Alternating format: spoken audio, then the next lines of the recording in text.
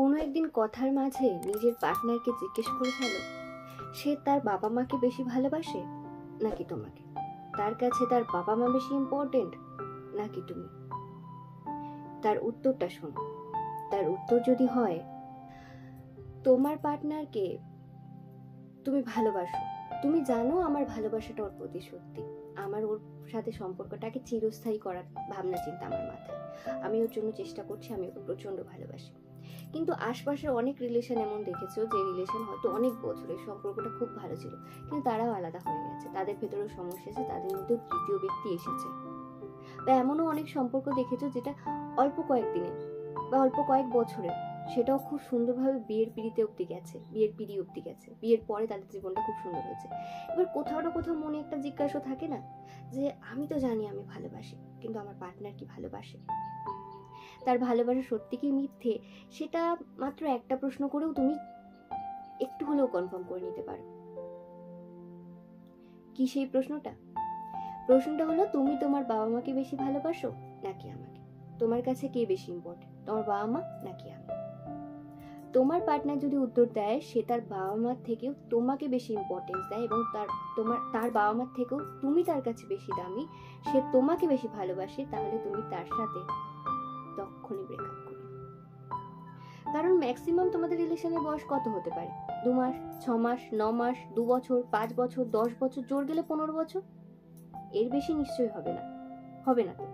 কিন্তু সে জন্ম থেকে যাদের দুজনের জন্য, যে দুজনের জন্য সে জন্ম নিল, যারা দুজন তাকে মানুষ করলো, খাওয়ালো, পড়ালো, পড়াশোনা শিখিয়ে বড় করলো, আদর যত্নে মায়া মমতায় বড় করে তুললো, যে মানুষ দুটোর জন্য সে আজ এখানে তোমার সামনে এসে সশরীরে এই প্রশ্নটার উত্তর দিচ্ছে, সেই মানুষ দুটোকে এক ঝটকায় যদি সে দূরে সরিয়ে দিতে পারে, তাহলে আজ বাদে কাল তোমার থেকে বেটার অপশন পেলে সে তোমাকেও দূরে সরিয়ে দেবে, ছুঁড়ে ফেলে দিতে 1 সেকেন্ডও সময় লাগাবে না। আর এই কথাটা যারা বলে না, তারা প্রকৃতপক্ষে মিথ্যে কথা বলছে, বা প্রকৃতপক্ষে ভালোবাসার সম্মানটুকুই করতে যায় না, ভালোবাসা কি জিনিস সেটা বোঝেই না। এদের কাছে জীবনের স্বার্থটুকুই সবচেয়ে বড়। কারণ বাবা মার মতো কেউ এ পৃথিবীতে হয় না। অবশ্যই যাকে ভালোবাসি সে ইম্পর্টেন্ট, সে প্রচুর দামি জীবনে, কিন্তু তার ইম্পর্টেন্স এতটাও বড় হওয়া উচিত নয় যে আমার কাছে আমার বাবা মার কোনো সম্মানই থাকবে না। তাই তোমার পার্টনার যদি উত্তর দেয় যে তোমার কাছে, মানে তার কাছে তুমি বেশি ইম্পর্টেন্ট, তার বাবা মা নয়, তাহলে বুঝে নিও সে তোমাকেও ভালোবাসে না। কারণ আজ বাদে কাল তোমার থেকে বেটার অপশন পেলে সে তার কাছে চলে যাবে।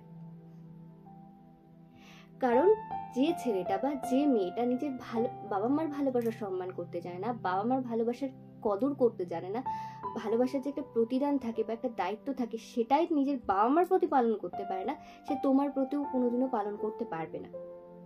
তাই ভুলেও এমন কোনো ছেলে বা এমন কোনো মেয়ের সাথে সম্পর্কে থেকো না যে শুধুমাত্র তোমায় খুশি করার জন্য বা তোমার কাছে ভালো হওয়ার জন্য বা তোমাকে এমন একটা ফিল করানোর জন্য যে তুমি আমার কাছে ভীষণ কিছু, এমন ফিল করানোর জন্য তোমাকে তার বাবা মার থেকে উপরের আসনে বসাচ্ছে।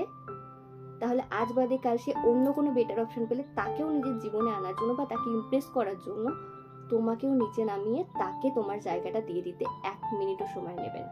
তাই এমন ছেলে বা এমন মেয়ে যদি তোমার পার্টনার হয়ে থাকে, তাহলে তার থেকে দূরত্ব বানিয়ে নাও। কিন্তু কোনো ছেলে বা কোনো মেয়ে যদি বলে, তুমি এটা কেমন প্রশ্ন করলে, আমার বাবা মা আমার কাছে ইম্পর্টেন্ট হবে না?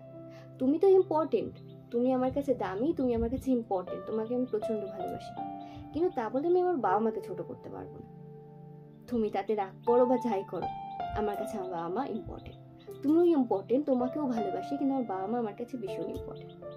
তাহলে বুঝে নিও সে প্রকৃতপক্ষে একটা মানুষ, সে ছেলে হোক বা মেয়ে হোক, সে তোমার ভালোবাসার কদর করতে জানবে, সে তোমার ভালোবাসার মূল্য দিতে জানবে।